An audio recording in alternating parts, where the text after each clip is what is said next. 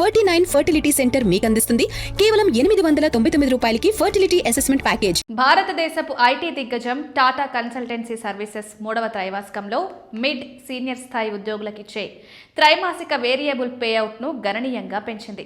తాజాగా అమల్లోకి వచ్చిన ఈ నిర్ణయంతో అర్హత కలిగిన మిడ్ లెవెల్ ఉద్యోగులకు గరిష్టంగా 80% వరకు వేరియబుల్ పే చెల్లింపులు జరిగాయి. గత దాదాపు 2 ఏళ్లుగా 20 నుండి 50% మధ్య పరిమితమైన వేరియబుల్ పే పొందుతున్న ఉద్యోగులకు ఇది పెద్ద ఊరటగా మారింది.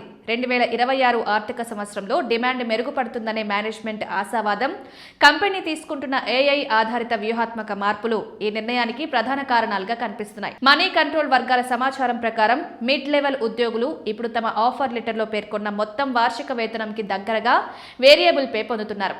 సీనియర్ స్థాయి ఉద్యోగుల విషయంలో వేరియబుల్ పే ఇప్పటికీ 40 నుంచి 80% మధ్య ఉన్నప్పటికీ గత త్రైమాసికాలతో పోలిస్తే ఇది స్పష్టమైన మెరుగుదలగా చెప్పొచ్చు.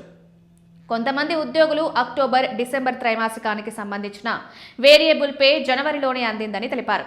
ప్రచురణ సమయానికి టీసీఎస్ ఈ అంశంపై అధికారికంగా స్పందించకపోయినా ప్రతిస్పందన వచ్చిన వెంటనే వివరాలు వెల్లడిస్తామని వర్గాలు పేర్కొన్నాయి. డిమాండ్ దృక్కోణంలో కంపెనీ ప్రదర్శిస్తున్న నమ్మకం ఈ నిర్ణయాన్ని మరింత బలపరుస్తోంది. టీసీఎస్ తన ఏఐ వ్యూహాన్ని మరింత వేగవంతం చేస్తూ వార్షికంగా సుమారు $1.8 బిలియన్ ఏఐ ఆదాయాన్ని సాధించామని, ఇప్పటి వరకు 5,000కు పైగా ఏఐ ప్రాజెక్టులపై పనిచేసినట్టు వెల్లడించింది. ఇటీవల గ్లోబల్ స్థాయిలో ఏఐ వల్ల కలిగే అంతరాయాలపై ఆందోళనతో ఐటీ స్టాక్స్ ఒడిదుడుకులకు లోనైన ఈ పరిణామాలు తక్షణ కాలంలో కంపెనీ స్థిరత్వాన్ని సూచిస్తున్నాయి. ఇదే సమయంలో ఇతర ఐటీ దిగ్గజాలు కూడా ఉద్యోగులకు మెరుగైన వేరియబుల్ పే అందిస్తున్నాయి.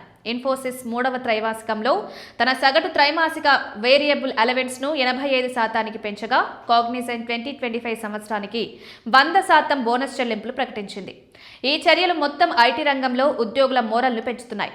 అయితే వేరియబుల్ పే పెంపుతో పాటు టీసీఎస్ తన వర్క్ ఫోర్స్ నిర్మాణాన్ని కూడా మార్చుకుంటోంది.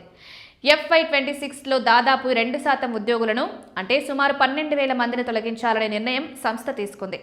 గత 2 త్రైమాసికాల్లో పునర్నిర్మాణ చర్యల కింద సుమారు 7,800 మంది ఉద్యోగులు సంస్థను వీడగా మొత్తం ఉద్యోగుల సంఖ్య దాదాపు 30,000 వరకు తగ్గింది.